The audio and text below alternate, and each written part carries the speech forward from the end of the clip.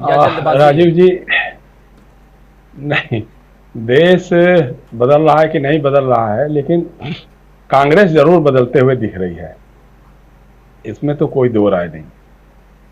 तो अभी बता रहे थे अमलेंदु डी संजयवैया के बारे में, कांग्रेस के अध्यक्ष थे, मुख्यमंत्री थे, आंध्र प्रदेश के थे।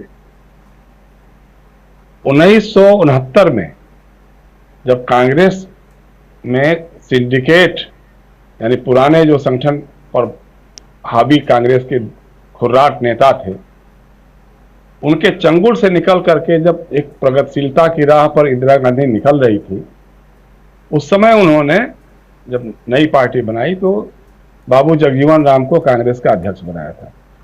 और उस समय यह कहा गया था कि जगजीवन राम की कांग्रेस, कांग्रेस को वोट दीजिए, बाबू जगजीवन राम के हाथों को मजबूत कीजिए, ये कांग्रेस का उस समय नारा था। उस नारे पर इस देश के शोषित, दलित, पिछड़े जातियों के भी बहुत सारे लोग, बहुत बड़े तादाद में लोग कांग्रेस के साथ जुड़े थे।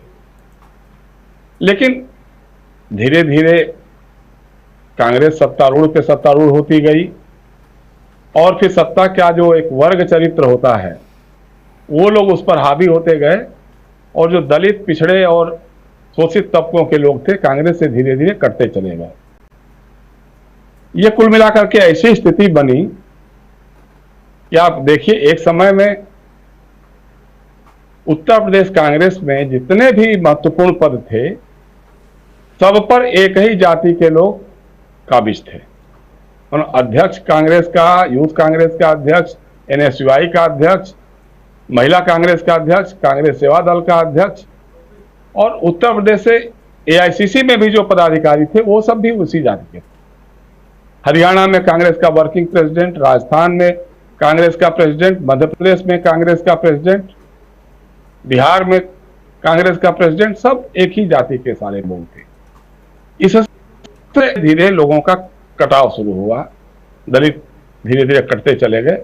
इसके पहले जो कांसीराम जी का और मायावती जी का जो इमरजेंस हुआ है, या मंडल राजनीति का इमरजेंस हुआ, जिसमें लालू प्रसाद यादव, नीतीश कुमार, मुलायम सिंह यादव और तमाम लोग उभर करके सामने आए, तो कांग्रेस उस समय जो प्रगतिशील ताकतें थी, या सोशल जस्टिस की जो ताकतें थी, धर्मनिरपेक्षता की जो ताकतें थी, उनके साथ सामंजस्य नहीं बिठा पाई। वो जो चेतना जागृत हो रही थी, उस चेतना के साथ सामंजस्य बढ़ा नहीं पाई।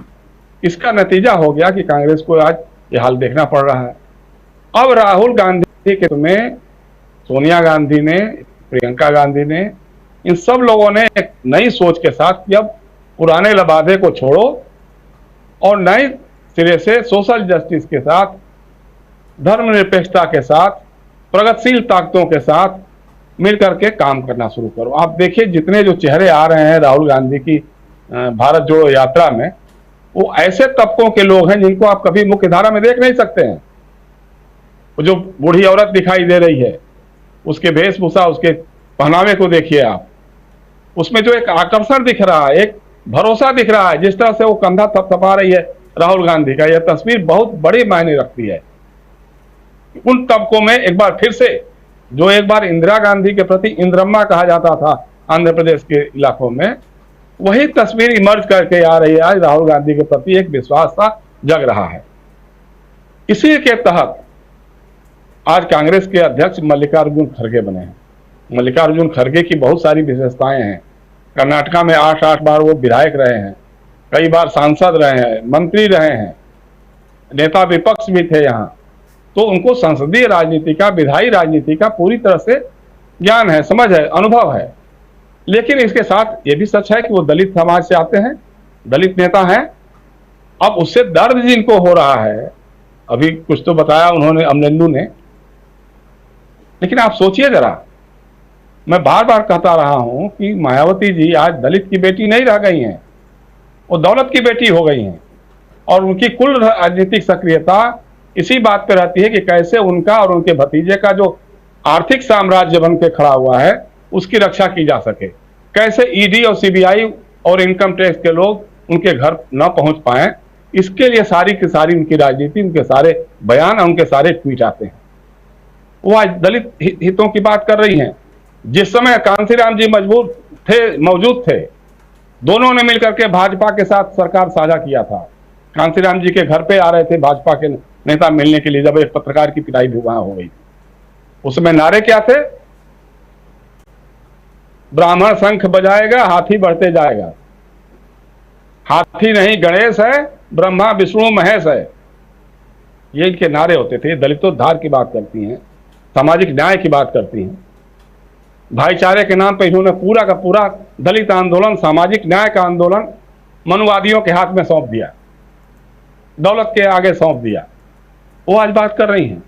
और आप देखिए जिस तरह से अभी कांग्रेस ने मल्लिकार्जुन खड़गे को चुना है, उत्तर प्रदेश में उसके पहले बृजलाल खाबरी जो पूर्व सांसद, वो भी शायद बहुजन समाज पार्टी में ही पहले थे, उनको प्रदेश कांग्रेस का अध्यक्ष बनाया है।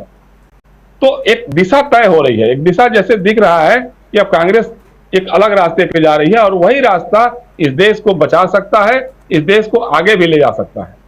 इसलिए राजीव जी यही कहना है मेरा कि राहुल गांधी ने जो नई शुरुआत कर दी है, अब बस एक ही मैं बार बार इफ एंड बट वाली जो बात आती है ये लगाता रहा हूं मैं कि कंसिस्टेंसी मस्ट है, निरंतरता आवश्यक है।